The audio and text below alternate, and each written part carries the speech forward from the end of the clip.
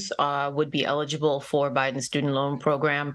About 26 million had already applied before it was shut down because of the courts, and I think 16 million had already had their applications approved by the Department of Education.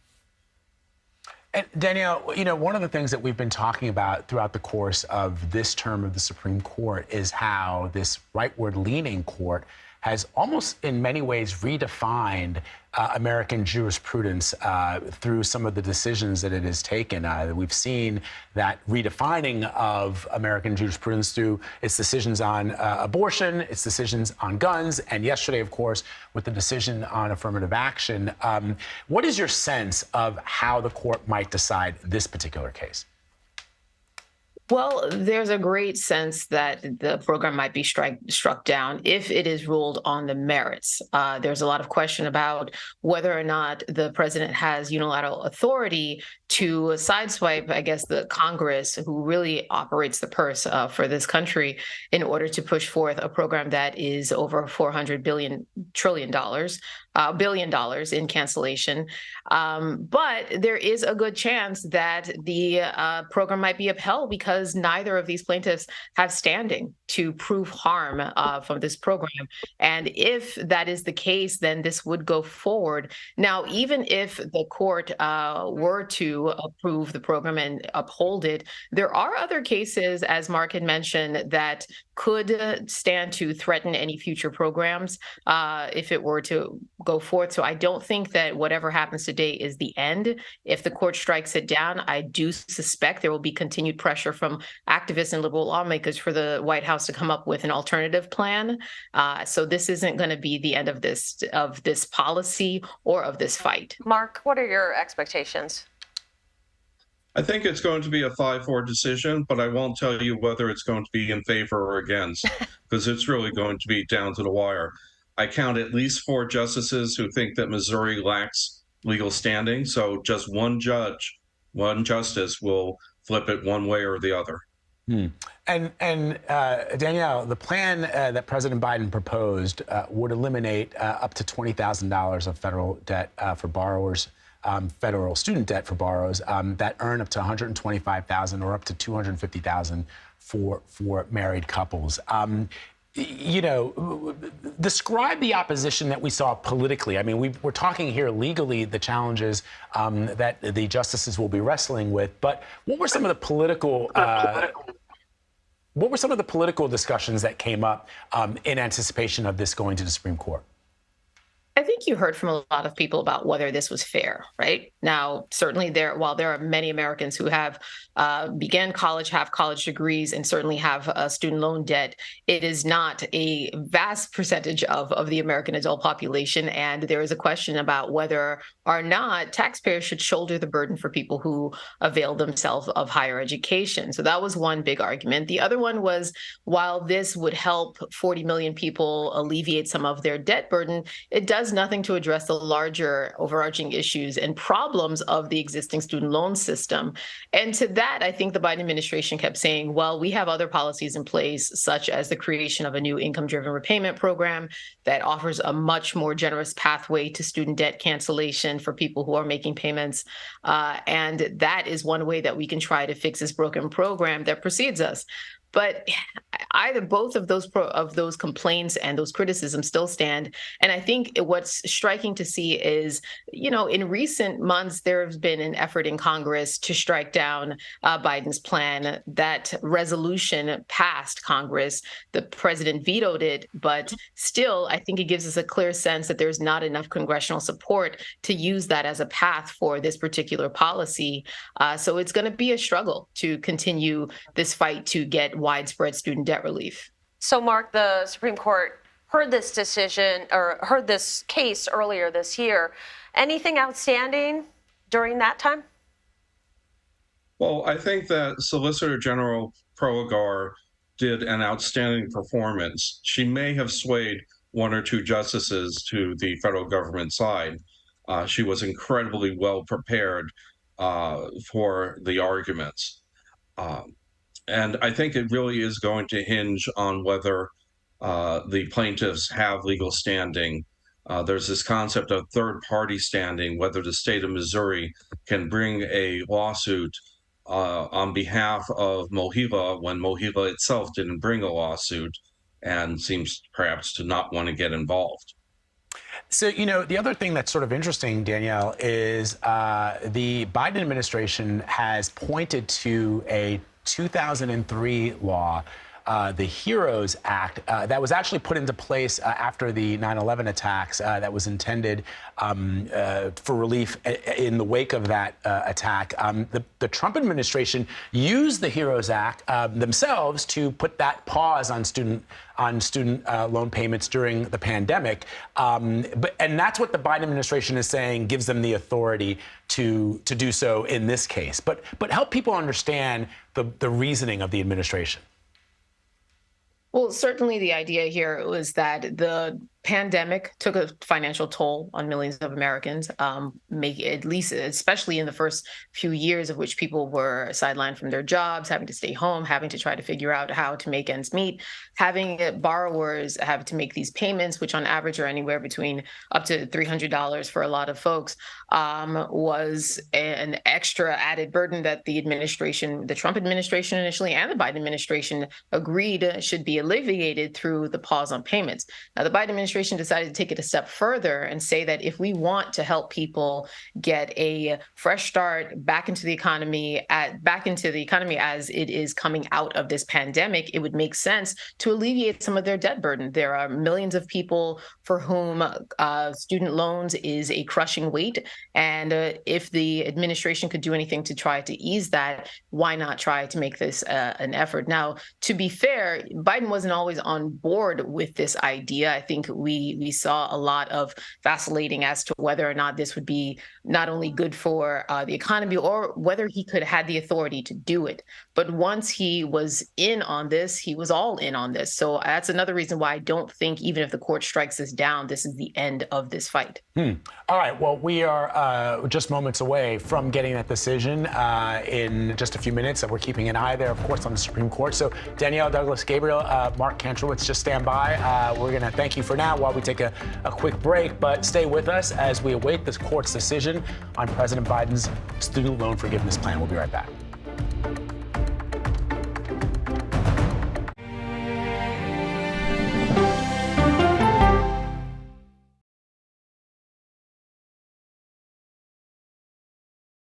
If it's important to our nation, I wonder how you think about where America is at this moment. It's on Face the Nation. Can there be stability if Vladimir Putin remains in power? Face the Nation with Margaret Brennan on CBS.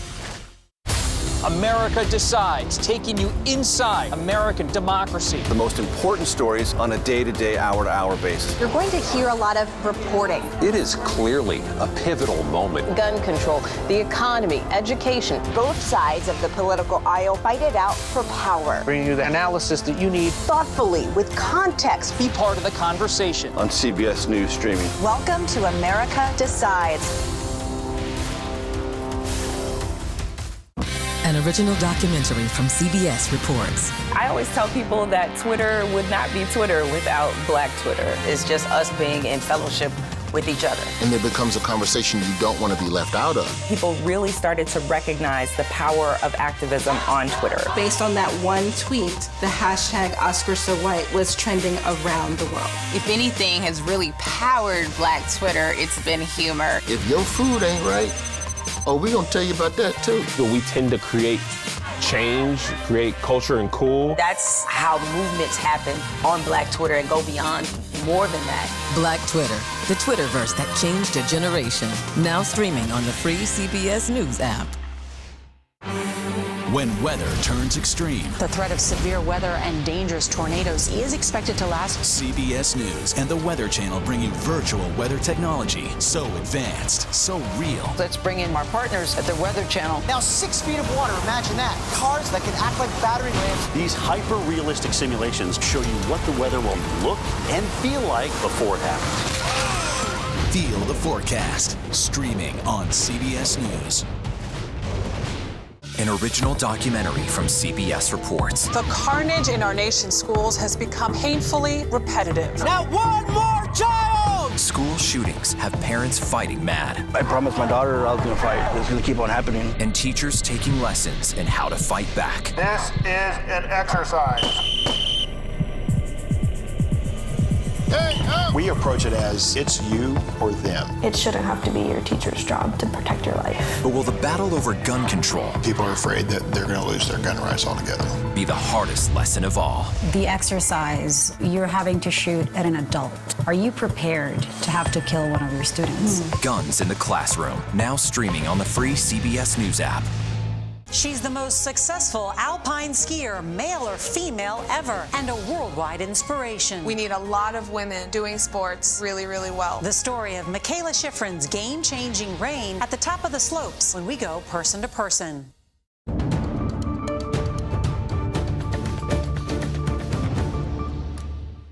All right, if you're just joining us, we're following some breaking news from the Supreme Court. The justices ruled in favor of the Colorado web designer who says her religious beliefs prevent her from taking on same-sex couples as clients. Right now, we are still awaiting the court's decision on President Biden's student loan forgiveness program. So let's bring back to the conversation Danielle Douglas-Gabriel. She's a higher education reporter for the Washington Post. And let's bring in Mark Kantrowitz. He's an expert on student loans and an author who has written several books on the subject. So Danielle, just taking a step back, I mean, I think for a lot of people, there's a bigger, like the macro view of what's happening here is that college in the United States has gotten exorbitantly expensive. I mean, you know, I spent a third of my life in France. As you both probably know, it does not cost what it costs to go to some of the best universities in Europe, what it costs to go to a mid-level university in the United States. And so I think a lot of people see the president's plan, while perhaps coming from a good place, just a symptom of a larger issue that needs to be rectified, which is that costs for college and universities in this country are out of control. Are there any discussions around that? I mean, certainly, I think if you look at some of the other policies that the administration has proposed, which haven't necessarily been successful yet, but they haven't given up on, like tuition-free 2 years of college for low-income students at not only at community colleges, but also at HBCUs, at minority-serving institutes and stuff. So there is a recognition that certainly the cost of college could be prohibitive for folks who are not, who don't have the money and the financial wherewithal to afford it. And they haven't given up on that, even though it was knocked out of one of the president's more sweeping domestic policy packages last year. I also think, you know, there's a lot of discussion about transparency in college pricing and college outcomes. And we're starting to see that, of course, emerge in a lot of the policies coming out of the Biden administration when it comes to accountability measures. Now, there's a lot of debate as to whether that's effective enough to really get colleges to reconsider how they price their education and such, because there's a lot that goes into that price, including the cost of administration, the cost of instruction, the cost of just maintenance and healthcare, and all of the things it takes to run a college. But I think we're at a point where a lot of families are very reticent about the cost of college and whether or not a college degree is worth it. And that is putting pressure on institutions to think about cost savings and ways to pass that on to families. I don't know if we're about to see a sea change in how much it costs for your local public institution necessarily, but those discussions have been underway, and I imagine they're going to continue to be ratcheted up as we see enrollment leveling off at a lot of schools and a lot of institutions worrying about what the future will look like for them. Mark, you said earlier you think this is going to be a 5-4 decision. Can you explain a little bit more why? Well, there are two aspects to the cases. One is whether the plaintiffs have legal standing, and the other is what the merits of the case.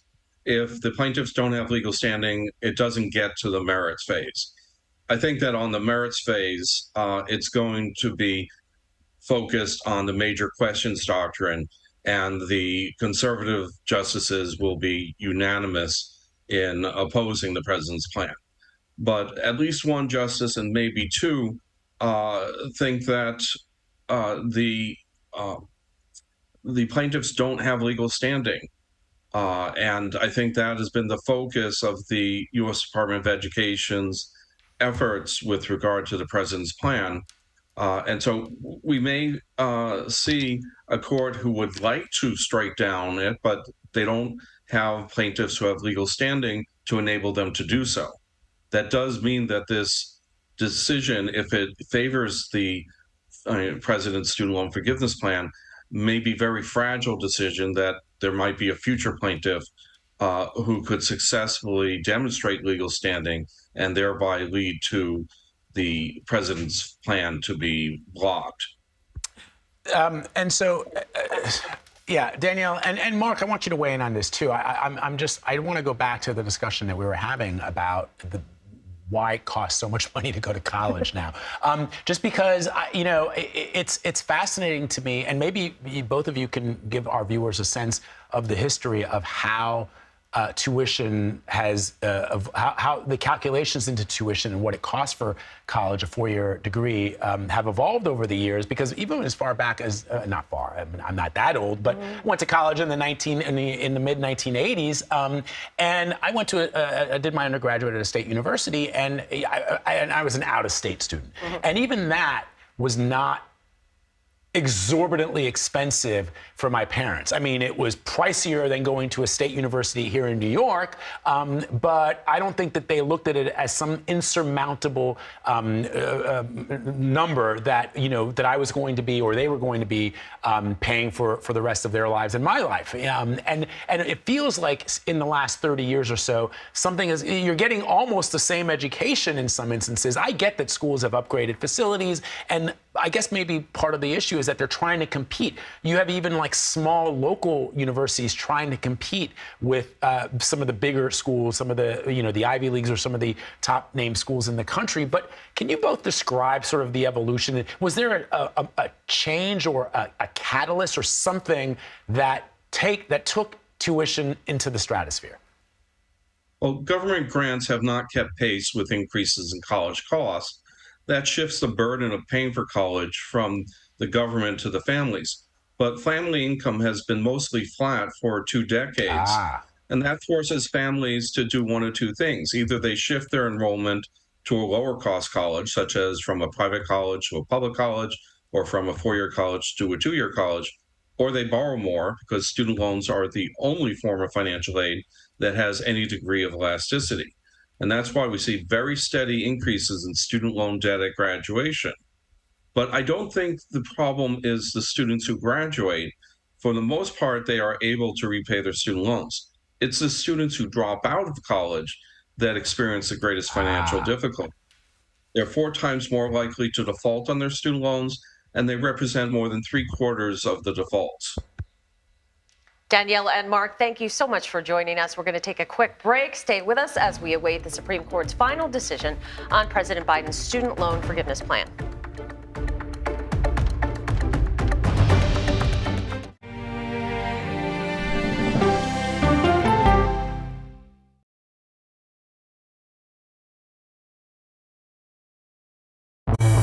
An original documentary from CBS reports. Controversial Congressman George Santos. Why won't you answer our questions? How did he manage to get elected? Thank you very much, and God bless you, and God bless the USA. George Santos' campaign was a campaign of deceit, lies, fabrication. And who is he, really? I knew him as Anthony DeVolder from Queens. Really, who he is, he's a fraud. I compare him to the Tinder swindler. From people who know him, the truth, the facts, the lies. He would say that he was worth $100 million. It's an incredibly cynical episode in American politics, beyond satire. Had you ever seen anything like this? No, and I hope I never see it again. Campaign of Deceit, now streaming on the free CBS News app. She dazzled on the court and off the court as a businesswoman. Thank you for joining us on Person to Person. Tennis superstar and entrepreneur, Serena Williams.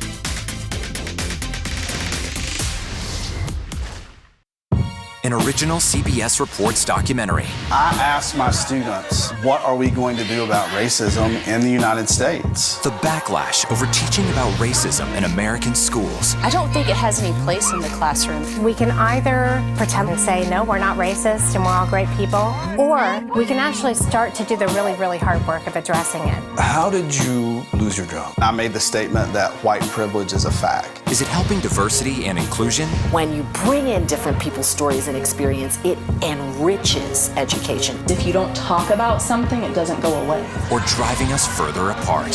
What schools are doing to our children in the name of anti-racism is in fact teaching them racism. The intention is to put us in this war against each other. An original CBS Reports documentary streaming now.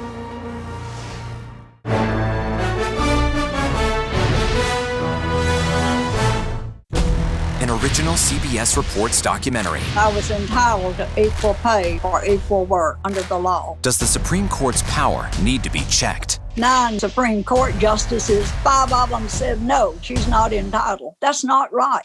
Calls to fix the court tend to go along with the politics of the moment. Republican-appointed justices have all tended to go in one direction, with the Democratic-appointed justices tending to go in another.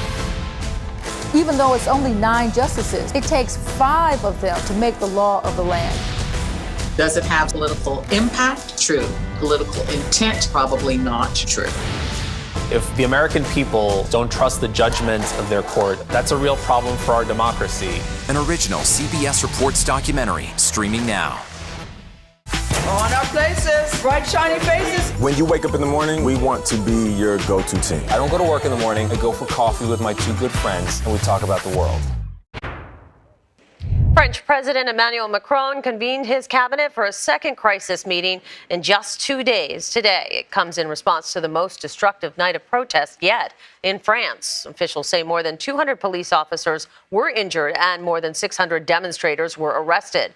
CBS News foreign correspondent Elaine Cobb reports from Paris. Protesters launched fireworks at riot police in the suburbs of Paris, torched cars and set buildings on fire as thousands took to the streets for a 3rd night in a row. Police responded in large numbers, with 40,000 deployed in an attempt to restore order. Demonstrators are accusing the police of racism and excessive force after a 17-year-old named Nael, of Algerian-Moroccan descent, was shot at close range by a police officer during a traffic stop. Police allege Nael refused to stop his car. He died from his wounds. The officer who shot Nael has apologized to the family. He's been placed under formal investigation for voluntary homicide. Nael's mother led a march on Thursday demanding justice for her son. Anti-racist activist Tracy Ladji says these things happen when you're French, but with foreign roots. We're not considered French. They only look at the color of our skin. The summer travel season is headed into high gear with the 4th of July just days away. Travel experts say U.S. vacationers have European travel fever. And China's got some surprising good news as it transitions to renewables. So here to break it all down for us on today's Money Watch International is CBS News correspondent Ramy Inocencio, who's in London watching the flow of money around the world. First to news of the day, where you are, the UK managed to avoid a recession this past winter. Yeah, that's right, Wendy. And right now, money, as I'm seeing, is flowing into UK stocks. The main benchmark, the FTSE 100, is trading at highs of the day and at highs of the week, in fact. And it's thanks to U.S. data yesterday that was revised and UK data out this morning. The good news is that the British economy grew 0.1% in the first quarter. And I say that and I have to smile because 0.1% obviously isn't that big, but it's better than 0.0 or negative. Check out the current economic growth for all G7 countries here, and you see where the UK as well as the UK stacks up. The US right there in the middle with 0.5% growth. Revised up on Thursday, as I mentioned. The chance of a recession also falling where you are. That's according to Goldman Sachs. So good news there. Germany, though, at the top. I put it there because that is in recession. It is, of course, Europe's biggest economy, so not great news. Its economy shrinking 0.3%. The UK there, the slowest growing, growth being the operative word here of all G7 countries. And now, unfortunately, forecast for a recession likely later this year. That's because inflation. Wendy, we've been talking about this for over and over and over for months. months, right? Still Right. more than 4 times the target of 2%, and more rate hikes are expected here, just like where they are, where you are. And in travel news, U.S. travelers have European travel fever despite soaring costs for tickets and hotels, high inflation, 2 more rate hikes still expected. I was just in France. I was there for a week and a half, and definitely every other person there I thought was another American. It was actually astounding. I've never been to Europe and seen so many Europeans and so many Americans in Europe. What more can you tell us about that? Yeah, and it's going to get worse, more. Depends on who you are. Your if you're perspective. European. Yeah, exactly. Well, this is also coming off of these sky-high prices that are going even higher. The average airplane ticket, get this, from the U.S. to Europe is now at its highest in the past 6 years. So it's rebounded from the COVID era, from before the COVID era. It now costs around $1,100 per person. That's according to travel booking site Hopper. But it's not stopping people. Americans flocking and flocking and flocking. Check out the 5 most popular destinations for U.S. travelers on this map we've got for you here. Portugal, in the bottom left, is a top country to go to. Flights there from the U.S. are cheapest relative to all the other countries. And those are Spain, Italy, the U.K. here, meeting your money for sure, Greece rounding out this group. Athens is the most popular European city for Americans, also Barcelona and Rome. And that bump, this travel bump, is giving a bump to travel stocks. I want to show you this other chart that I have for you here.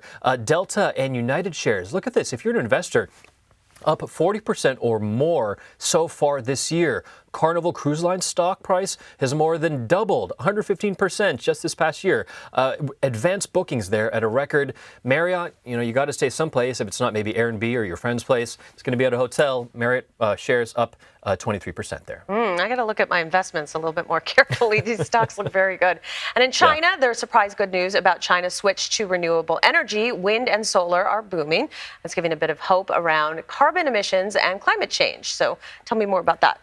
Yeah, China's not only going to hit its green energy targets set for 2030, it's going to hit them 5 years early by the end of 2025. And what's worthy of note for this is that it isn't coming from the Chinese government. This is actually coming from a U.S. NGO called Global Energy Monitor that's based in San Francisco, and it follows the energy production around the world. The bar chart that we have here, just very quickly, China's going to more than double its solar and wind capacity in the next couple years through 2025. The culmination of 20 years of economic and environmental planning. Wendy, I'll throw it back to you, and I'll just say that China is the world leader in terms of renewables.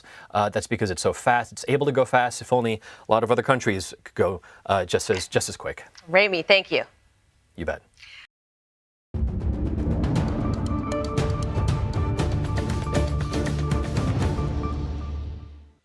Just moments ago, the Supreme Court issued a major ruling involving President Biden's student loan forgiveness plan. I want to bring in Danielle Douglas-Gabriel. She's a higher education reporter for The Washington Post. And let's also bring in Mark Kantrowitz. He's an expert on student loans and an author who has written several books on the subject. Mark, I know the decision is just coming in and we're really, really rushing to get it on the air. But what are you hearing in the first couple of pages? Because there's a lot more to come on this decision. What are you seeing? Well, in the Brown case, the plaintiffs were found to not have legal standing. And it looks like in the Nebraska case that they've reversed the judgment of the district court and remanded the case back to them for further proceedings consistent with this opinion. So can you explain what that means? And then the government's application to vacate. It looks like they may have approved loan forgiveness, and I'm still reading, but it looks like the U.S. Department of Education might have won. Still, I'd have to read it though. Yeah, we'll give you a little bit of time to catch up. Danielle, can you describe the 2 different cases? Sure. So in the Brown case, there were 2 borrowers who had raised objections to the plan. One whom didn't qualify for the full $20,000 forgiveness because he had never received a Pell Grant for low-income students, so he'd only qualify for $10,000. The other borrower didn't qualify at all because she held a type of old bank-based loan known as FEL. And at one point, the department had let people with FEL loans consolidate their loans in order to be be eligible for the plan. But in preparations, I think, for the legal challenge that they did receive eventually from Missouri and other states, the department cut off that eligibility. So folks could not consolidate their loans in order to take part, their FFEL loans in order to take part in the program. And this borrower said that that was unfair and arbitrary. So she joined in this lawsuit with the other borrower.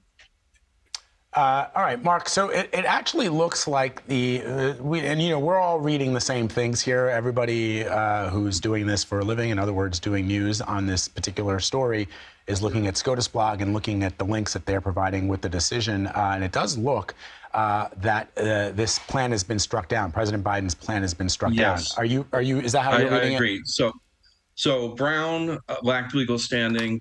This looks like it's been struck down. So a kind of split decision. Guys, stand by briefly. We're going to go to stand by. We're just going to go to a CBS News special.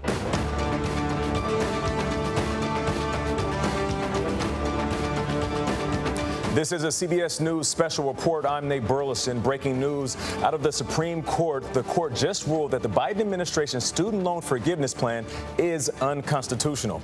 The White House estimates the plan would have affected 37 million Americans and was set to forgive up to $20,000 in federal loans per qualifying borrower. The plan has been on hold since 6 Republican-led states who claimed the program violated President Biden's executive power took the administration to court. But the Biden administration argued the plan is permitted within the law and cited the HEROES Act, which allows the Secretary of Education to make changes related to student loans during national emergencies like the COVID pandemic. Chief Washington correspondent Major Garrett is outside the Supreme Court. Chief, good morning. Good morning, Nate, and welcome to the Supreme Court Plaza. As you said, in a 6-3 decision from the Supreme Court, writing on behalf of that majority, Chief Justice John Roberts addresses that question you raised right at the top, Nate. Did the HEROES Act, passed by Congress in 2003, give the Biden administration's Education Department the right to modify or amend that act to provide this student loan forgiveness? The court, through a 6-3 majority, says absolutely not. Let me read the main paragraph from the decision. The HEROES Act provides no authorization for the Secretary's plan when examined using the ordinary tools of statutory interpretation, let alone clear congressional authorization for such a program, meaning the court said Congress never intended for any administration to use the HEROES Act to waive all of this, or grant, rather, this loan forgiveness. What is interesting about this, Nate, is that this is an intent. No one has currently received any debt loan forgiveness. So the 37 million Americans who would benefit from this took out loans or received Pell Grants with the expectation they would have to repay them. That expectation that will now be realized yet again. There will be no forgiveness of this debt, even though the Biden administration argued strenuously before the court it had the right under the HEROES Act to do so, reading that law specifically, and the court said directly, it said it found no authorization for a debt forgiveness of this side. The financial implications of it, Nate, $400 billion, the estimated cost of this debt loan forgiveness, and about 16 million Americans would have qualified almost immediately to have their debt forgiven, at least in part or total. That will not happen, and the court has so ruled. Nate, back to you. Major Garrett, we'll check back in with you on another Supreme Court ruling in just a bit. Thank you. Joining us now, CBS News legal contributor Jessica Levinson. Did any of the plaintiffs have the legal standing to bring this suit? In one case, the plaintiffs were 6 GOP-led states. In another, the plaintiffs were 2 student loan borrowers. Yes, and that's how we got to the opinion that Major just described. If nobody had standing, then the student loan forgiveness program would have remained because nobody would have been able to challenge it. What the court said today is at least Missouri, through a public corporation named Mohila that it created to oversee the student loans, at least Missouri had standing. The court said we don't have to look at the other states, and they proceeded to look at the merits. Exactly as Major said, they're looking at this 2003 statute, the HEROES Act, and they're looking at 2 very specific words, waiver and modification, and they're trying to figure out if this big student loan forgiveness program falls within either one of those words. And the court said today in a 6-3 decision by the chief, no, this is a big program. You need specific authorization from Congress. You can't try and shoehorn it into waiver or modification in the HEROES Act. Jessica, thank you. Let's bring in Christina Ruffini at the White House. Christina, what's the reaction from the Biden administration? Well, Nate, the administration was clearly prepared for this eventuality, and although sources at the White House say they strongly disagree with this opinion, the president, they say, will have more to say on this today. But just moments after that opinion came across, we received this statement. It says the president will make clear later today he's not done fighting yet and will announce new actions to protect student loan borrowers. It also says we'll be making it crystal clear to borrowers and their families that Republicans are responsible for denying them the relief that President Biden has been fighting to get them. And that last paragraph really goes to the crux of this. Look, President Biden said in November this was a campaign issue for him. He said he was going to do it. He did it. Nobody should have been surprised by that. And yet there was opposition from Republicans almost immediately to try to overturn that. And we saw that was successful today in the court. Look, the other issue here is one of the biggest borrowers, the biggest holders of student debt are black women. And black women voted overwhelmingly for President Biden. This was one of the things he wanted to do for his constituents, for these people who helped get him in office. So as we heard from the White House, the fight isn't over yet. But as we've seen with this administration, with a split Congress and with a conservative court, it is increasingly difficult for the Biden administration to take executive actions to try to make policy when it keeps getting bounced back by the guys in that big building a little bit down the road. So what are the possible next steps for the president? We'll have to see. They could try to do another executive action. You know, in those arguments, one of the justices mentioned this is something that really should come from Congress. But with a divided House and Senate, that seems unlikely. So it's unclear what recourses the White House will really have. But I guess we'll have to hear what the president says later this afternoon. All right, Christina, we appreciate you. Seems like 1 in 8 Americans will have to restart those payments. The money they were saving for possibly cars or even homes will have to be put on hold if this is indeed the case. We'll check back in with you later. Let's go back to Major Garrett, who I called Chief a little bit earlier at the Supreme Court. Major, there was a big decision that was released today, another one as well. Let's get to that. What do we know?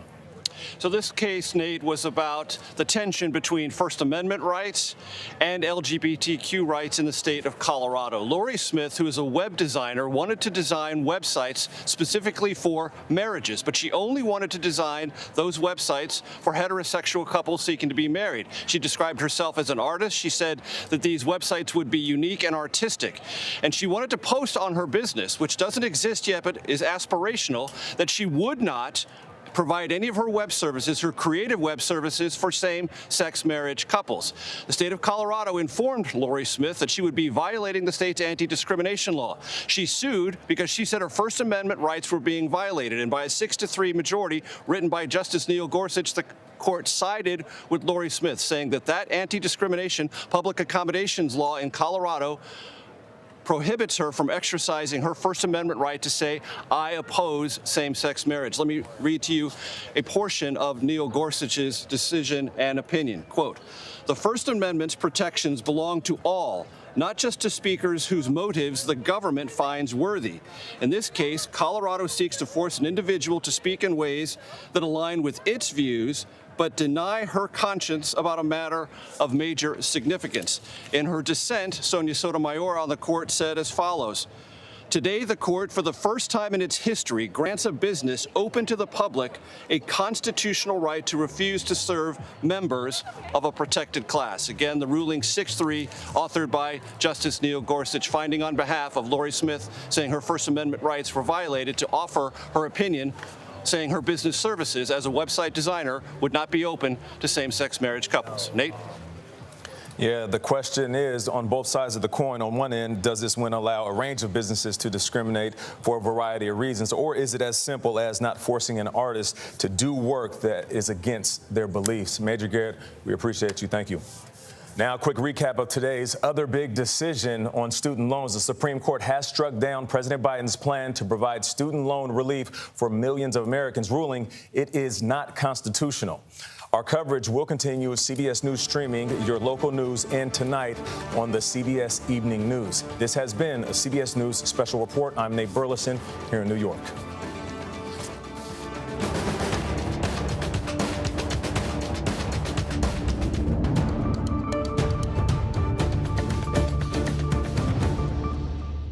And you've been watching a CBS News special report just moments ago. The Supreme Court struck down President Biden's plan to cancel up to $20,000 in student loan debt for millions of Americans. We're going to take a quick break, but we'll have so much more analysis coming up. Stay with us.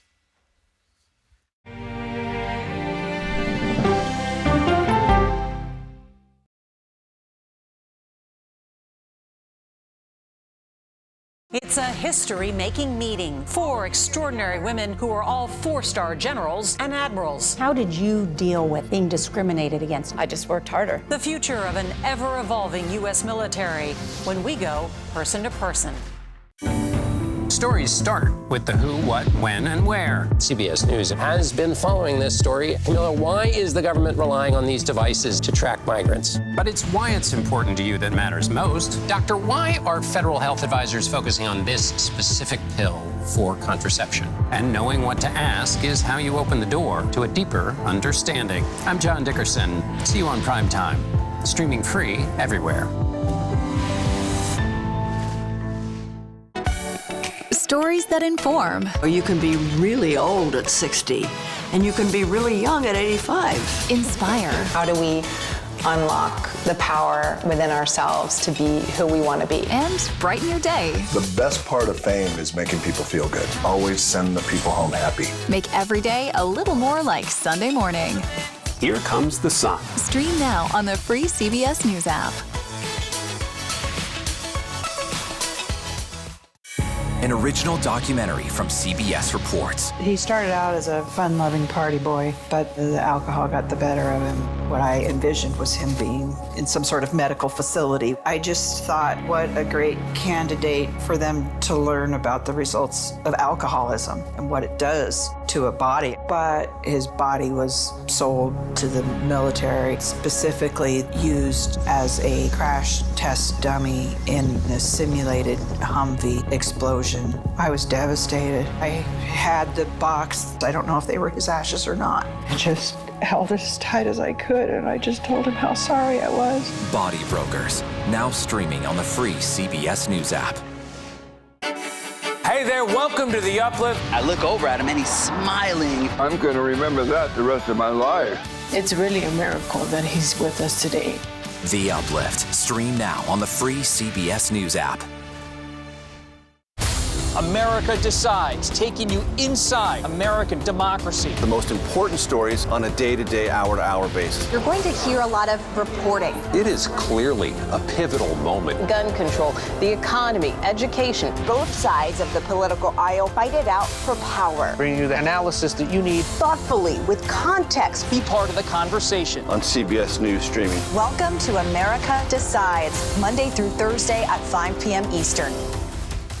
After nearly 4 decades of March Madness, this sports broadcasting legend is stepping away from his role in covering the NCAA basketball tournament. Jim Nantz on his fondest memories and what's next when we go person to person.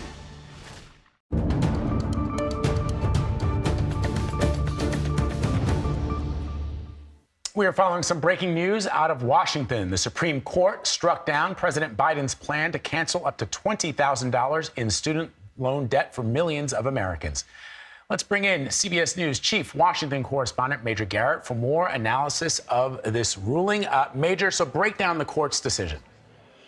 Vlad, good morning. Welcome to the Supreme Court and the plaza here. So the essence of this court decision, 6-3 majority, was this. Did Congress intend, through the 2003 HEROES Act, to give the Department of Education authority to forgive student loan debt? The court said no, it didn't. Didn't care whether it's a good idea or a bad idea, the economic benefits, the distributional effects.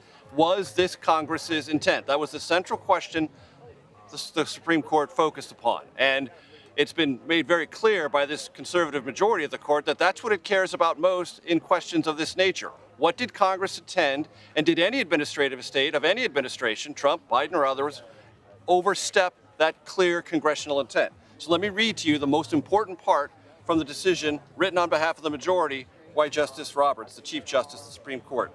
The HEROES Act, I quote directly, provides no authorization for the Secretary's plan when examined using the ordinary tools of statutory interpretation, let alone clear congressional authorization for such a program. Meaning, Yes, the Department of Education under the HEROES Act at times of national emergency can change the terms by which student loans are repaid.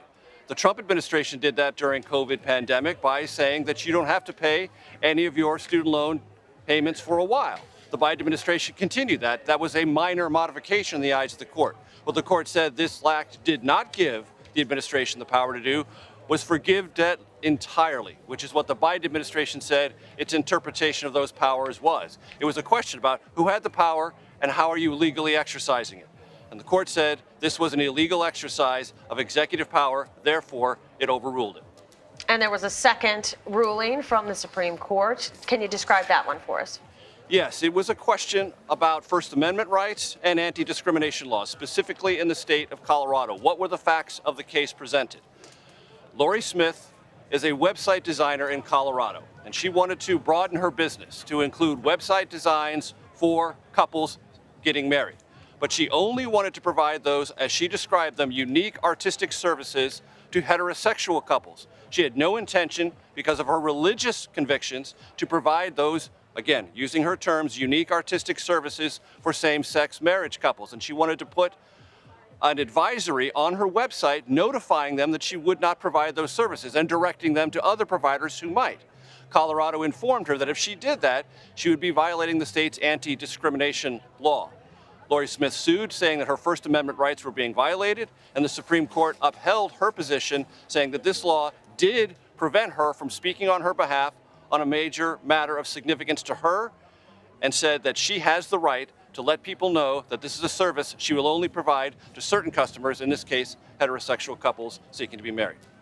All right, Major, stand by. Let's bring in Christina Ruffini, who can give us the perspective from the White House. Christina, first to you on the question of President Biden's, one of his signature pieces of what he was attempting to do in this administration, that student loan forgiveness plan. What are you hearing? Right. In the run-up to this decision, the president said, look, I campaigned on this. I ran on doing this. Everyone knew I was going to do it. It shouldn't come as a surprise. And yet we were seeing almost as this immediate Republican pushback that's coming from him. Now, obviously, the White House was ready for this eventuality because moments after the decision came down, a West Wing source sent us the following, saying we strongly disagree with this court, but the president will have more to say later today. Also adding the president will make clear he's not done fighting yet and will announce new actions to protect student loan borrowers. The source also said we'll be making it crystal clear to borrowers and their families that Republicans are responsible for denying them the relief that President Biden has been fighting for them to get. And that last part is really crucial because, as we mentioned, this was a campaign issue, and it was an issue that was important to a lot of people who voted for President Biden, including black women. More than 90% of black women who voted for the president. And black women also tend to hold the most student debt and with the highest balances. So this is a key issue for the White House, and they said they're not done fighting it yet. Two major Supreme Court decisions. Major. Christina, thanks so much. We're going to take a quick break, but we will have continuing coverage of these two rulings at the top of the hour. Stay with us.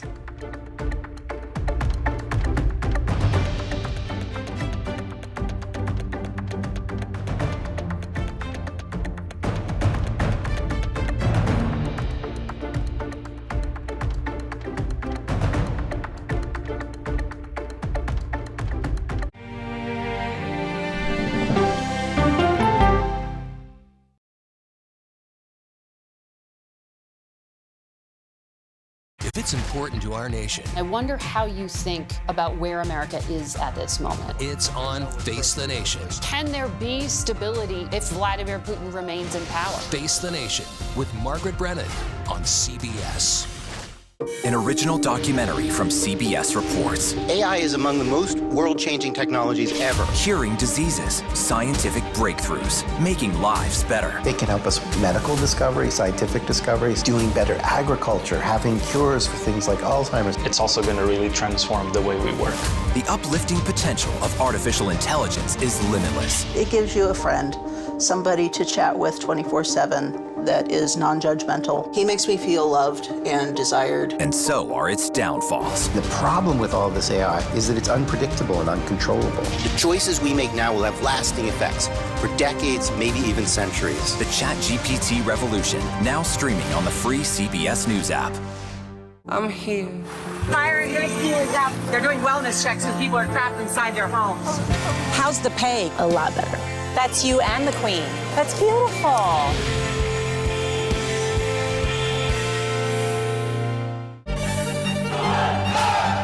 An original documentary from CBS reports tensions rising between a powerful country and a vital island. The supply of this technology came grinding to a halt. The world would grind to a halt. Absolutely. As Taiwan faces threats and aggression, Taiwan is on the front line, and we understand our responsibility as a democracy. We cannot fall. CBS News examines whether they can defend themselves. Putin, Ukraine, China, Taiwan, they are manifestations of the battle between autocracy and democracy. And that is a fight that we're all engaged in. Defending Taiwan, now streaming on the free CBS News app. Stories that inform. You can be really old at 60, and you can be really young at 85. Inspire. How do we unlock the power within ourselves to be who we want to be? And brighten your day. The best part of fame is making people feel good. Always send the people home happy. Make every day a little more like Sunday morning. Here comes the sun. Stream now on the free CBS News app.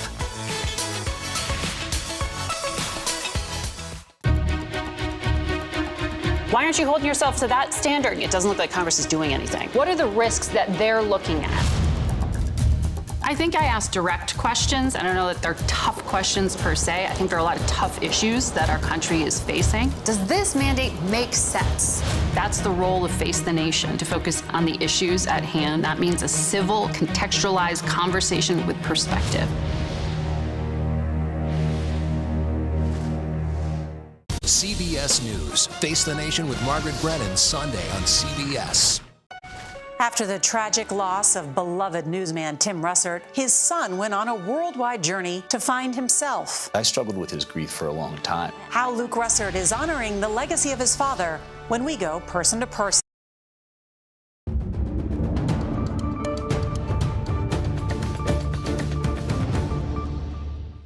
It's just about 11 a.m. here. Not here, this is New York City, but in Washington, it's also 11 a.m. And that is where the Supreme Court struck down President Biden's plan to cancel up to $20,000 in student loan debt for millions of Americans. So joining us now is CBS News legal contributor Jessica Levinson. Let's also bring in Mark Kantrowitz. He's an expert on student loans and an author who has written several books on the subject. CBS News congressional correspondent Nicole Killian is following all of this.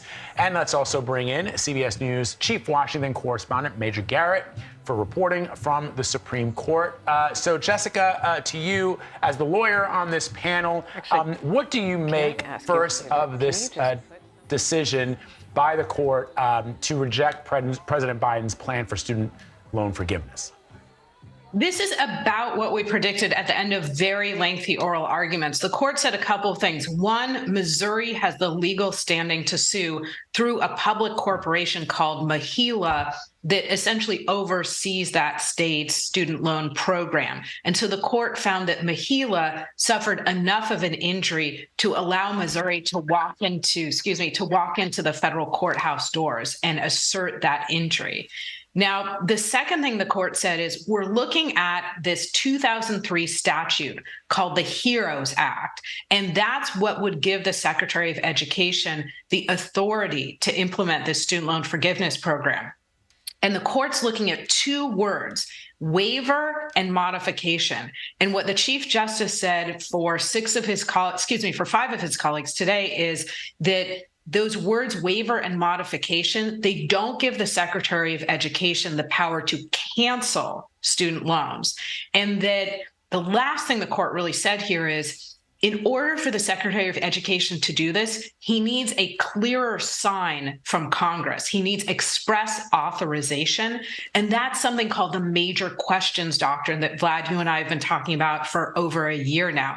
That's essentially those 3 points are the three big takeaways from today's student loan forgiveness ruling. And Mark, you've been with us all morning long. Now you've had some time to read in. We're finally giving you some time. So any analysis from you? So clearly it's a 6-3 decision against the president's student loan forgiveness plan. They found that Missouri has legal standing. They found that The HEROES Act does not authorize a major change. They bring in the major questions doctrine in that regard, saying that Congress would normally reserve this for itself and that Congress has not succeeded in passing legislation for such broad loan forgiveness. And they're trying to make a very clear argument that the existing law supports their decision and that this is not an activist court. And the major questions doctrine has been a fundamental principle for several decades now. It is not something that was created last year in the EPA case. It had existed back in the early 2000s when the court said that Congress doesn't hide elephants in mouse holes. Nicole, we know that this plan by the president was pretty much split along partisan lines when it comes to Congress. What are you hearing for those in Congress who are happy with the court's decision and those who are disturbed by it? Well, as you mentioned, for the most part, reaction thus far has been along those party lines. Keep in mind that this is really a significant victory for Republicans. I mean, yes, there has been this Supreme Court ruling, and people have been waiting for it. But keep in mind, prior to this ruling, Republicans really were trying to halt this program and, in fact, passed legislation to do as much. The president ended up vetoing it, and there weren't enough votes in Congress to sustain a veto override. But this has been a target of Republicans for some time now in terms of doing away with the president's student debt loan forgiveness program. So as you can imagine, people like Speaker Kevin McCarthy have said that, this ruling that the student loan giveaway, in his words, has been ruled unlawful. He goes on to say that the president must follow the law.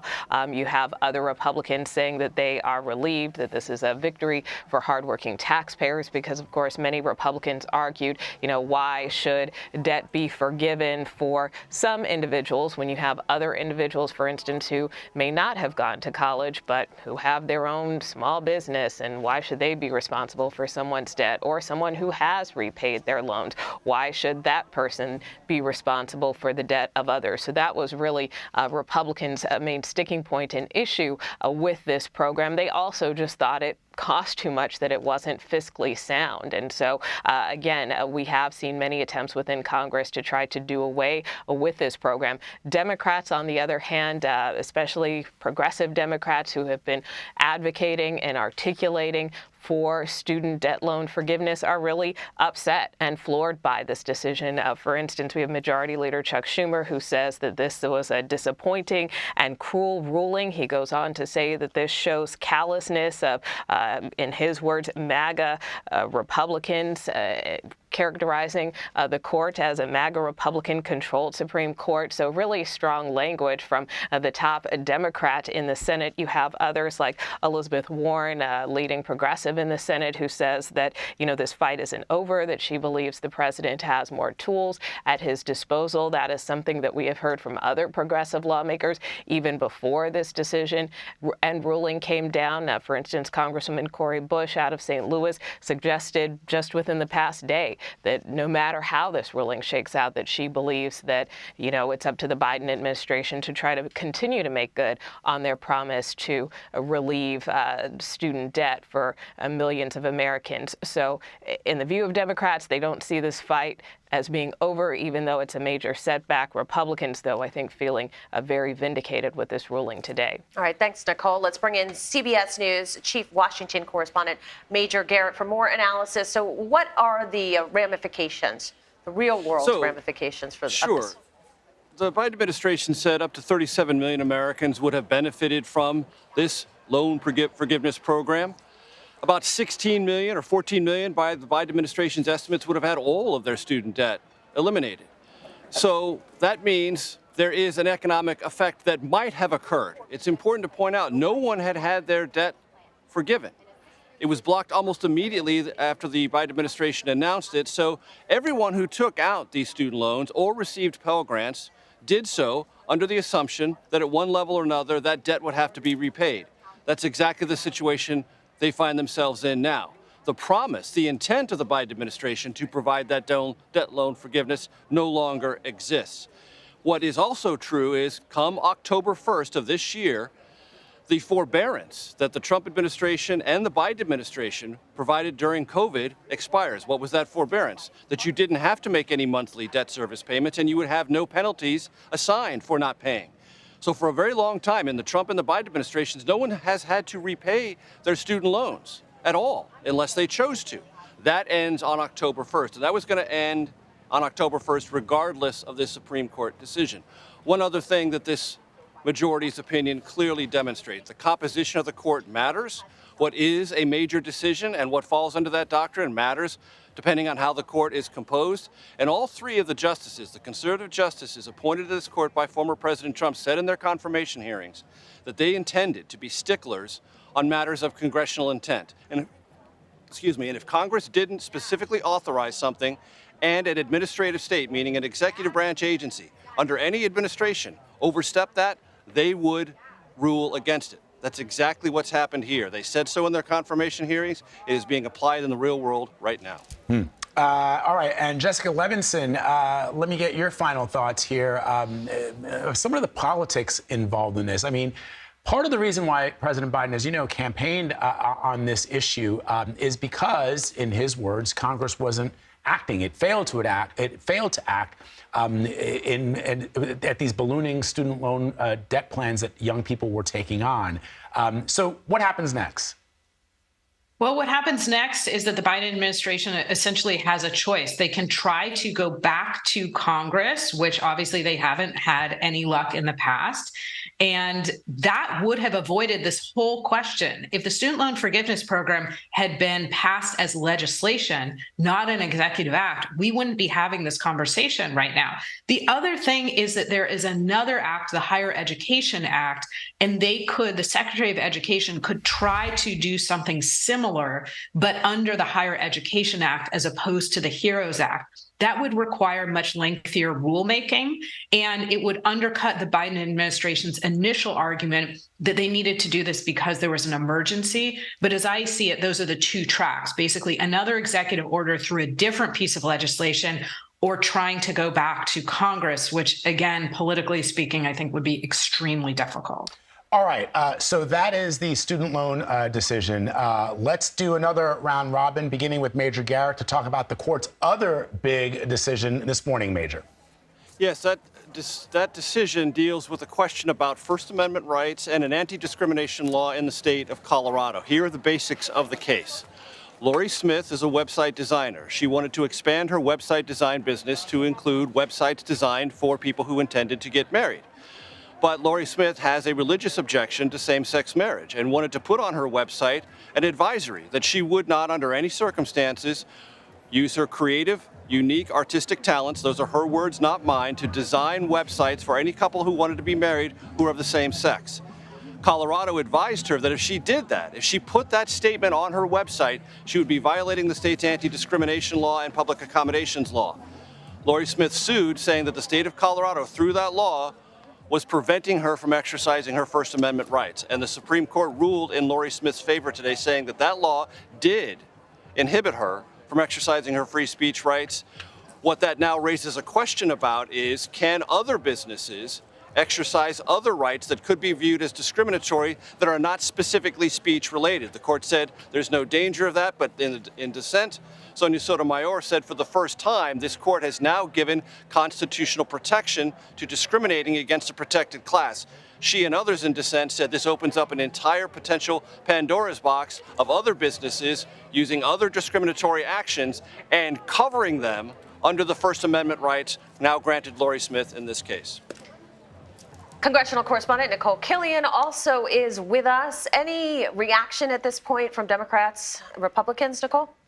You know, there has been some. Obviously, you know, everybody's kind of processing the decisions as we are. So some are on student loans, some are more specific to this particular ruling. I will note what Majority Leader Chuck Schumer said, which is that today's ruling by the MAGA right activist wing of the Supreme Court is a giant step backward for human rights and equal protection in the United States. He goes on to say that refusing service based on whom someone loves is just as bigoted and hateful as refusing service because of race or religion, which of course is certainly the main concern that some have with this ruling. Of course, others believe that, you know, that this website designer should be allowed to stand up for her principles. So once again, it is an issue that has kind of galvanized both parties along their respective ideological lines. And that is something that we have really seen with just about every major ruling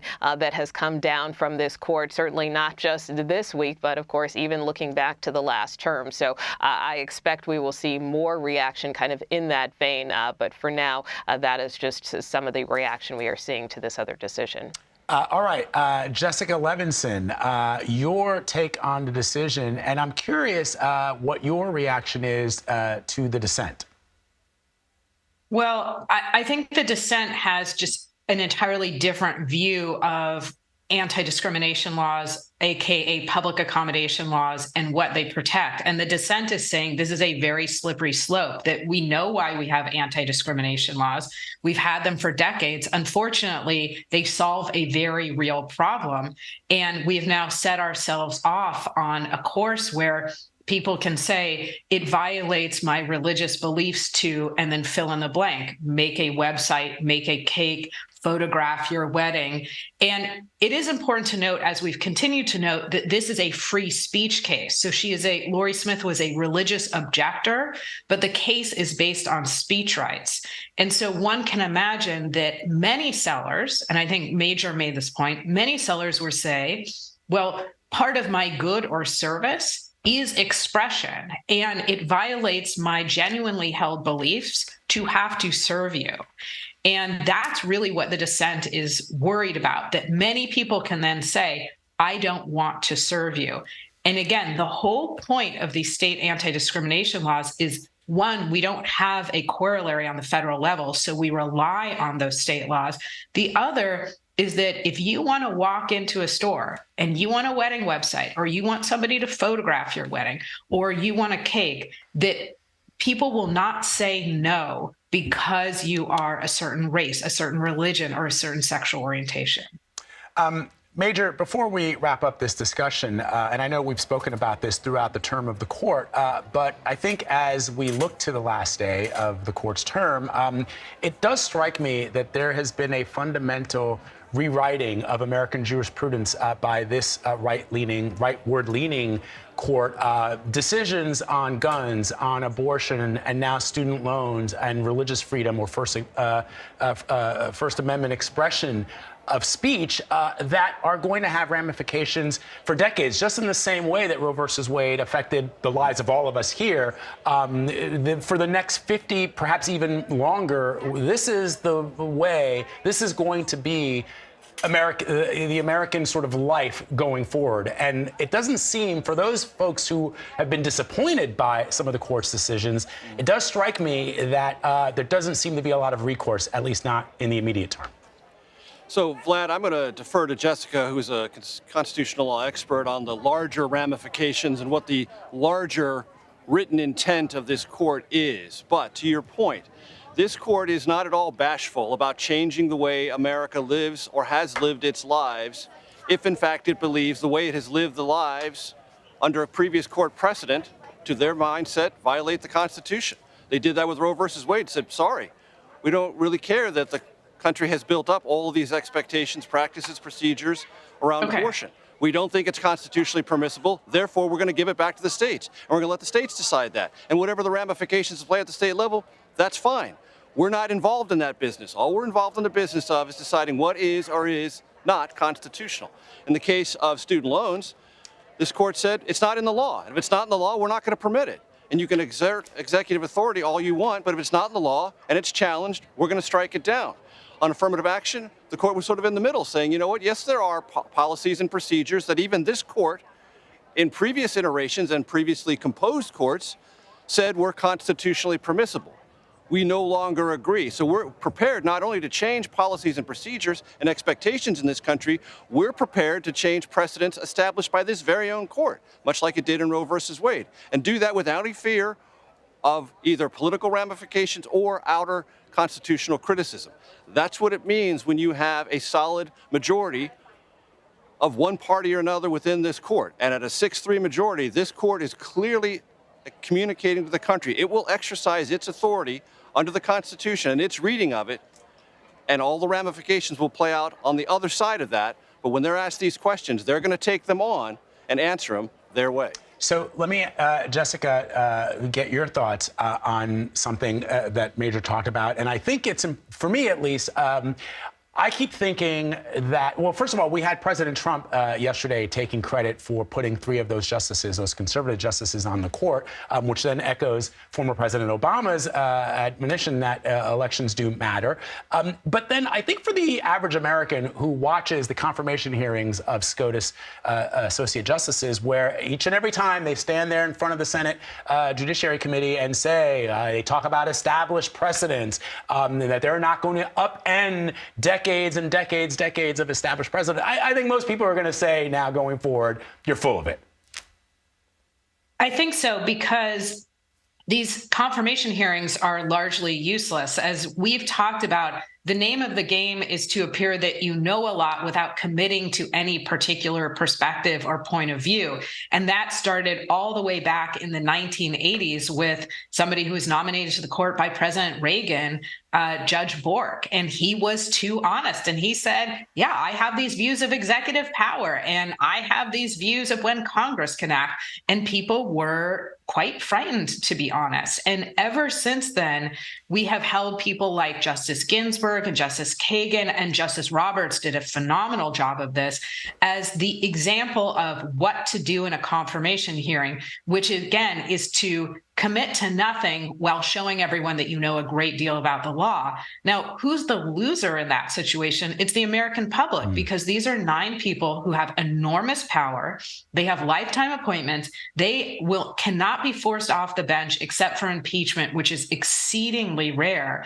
And so we lose the ability to have a conversation with them before we empower them to make decisions that, as you were just talking about with Major, have huge implications over our lives. Yeah, I mean, it is. I was just in high school when Judge Bork was nominated. But I recall the hullabaloo, of course, reading the newspaper. I was a news junkie back then, and it just struck me that in years previous to Judge Bork, and Major, you can weigh in on this as well, and Nicole too, if you have some insight.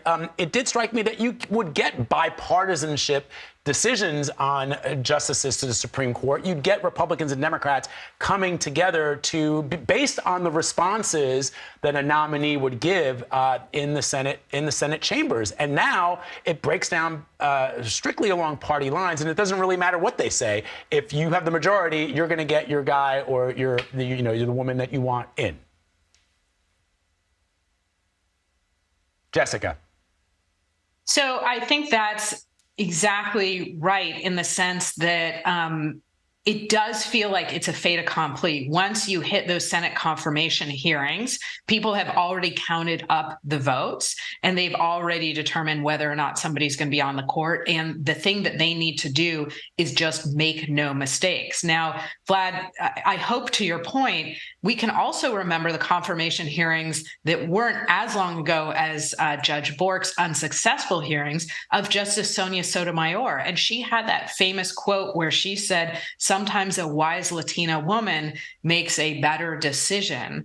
And she had to really walk back that quote, frankly, in my view, and say that she would be a blank slate. And again, this is to our point of the justices, while they've been picked for their views. Well, they've been picked increasingly because we don't want any surprises like we had with Justice Souter, for instance, who kind of moved to the left, or Justice John Paul Stevens, who moved to the left.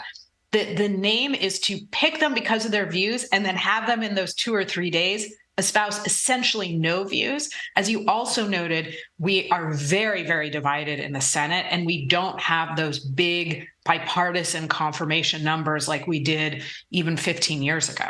Very good points. Thank you so much, Jessica. And thanks to all of you for your insight on this case. We're going to take a quick break, but we will have continuing coverage of the Supreme Court rulings throughout the day. Stay with us. You're streaming CBS News.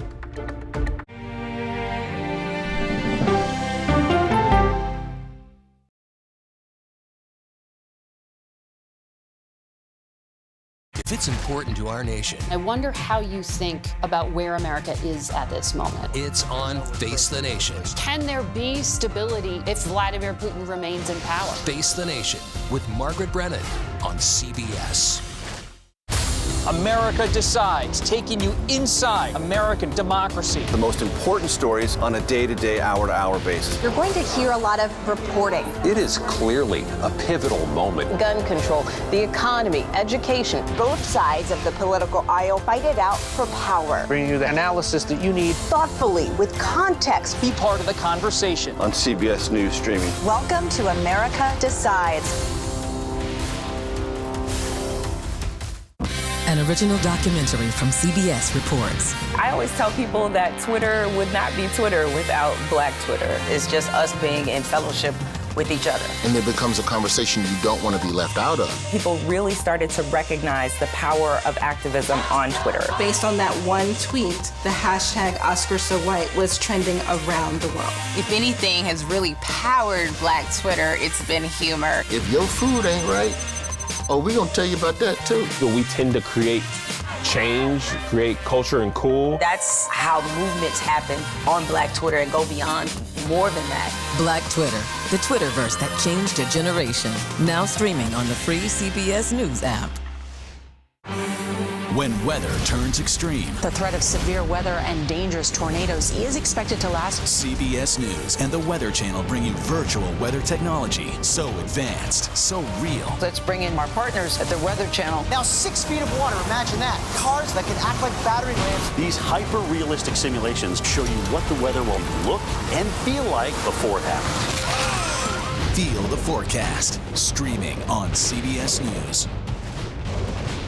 An original documentary from CBS reports. The carnage in our nation's schools has become painfully repetitive. Now one more child! School shootings have parents fighting mad. I promised my daughter I was going to fight. It's going to keep on happening. And teachers taking lessons in how to fight back. This is an exercise. We approach it as it's you or them. It shouldn't have to be your teacher's job to protect your life. But will the battle over gun control People are afraid that they're going to lose their gun rights altogether. be the hardest lesson of all? The exercise, you're having to shoot at an adult. Are you prepared to have to kill one of your students? Guns in the Classroom, now streaming on the free CBS News app. She's the most successful alpine skier, male or female, ever, and a worldwide inspiration. We need a lot of women doing sports really, really well. The story of Michaela Schifrin's game-changing reign at the top of the slopes when we go person to person. A jury acquitted a former sheriff's deputy accused of failing to act as 17 people were killed during the Parkland school shooting in 2018. Scott Peterson was found not guilty of felony child neglect and other charges. It was the first time a U.S. law enforcement officer had been charged for their actions or lack of action during a school shooting. Our Manuel Bajorquez has more. The defendant is not guilty. Former Florida Sheriff's Deputy Scott Peterson visibly shook as the jury in his trial cleared him of charges including felony child neglect, culpable negligence, and perjury. Peterson's friends, family, and legal team celebrated the verdict, and moments later he told the press, quote, "I've got my life back." The only person to blame was that monster. Peterson, who could have faced nearly 100 years in prison if convicted, placed sole blame on the gunman for the 2018 Parkland shooting. 3 adults and 14 teenagers were killed. Prosecutors had argued that Peterson, who was the only armed school resource officer on duty that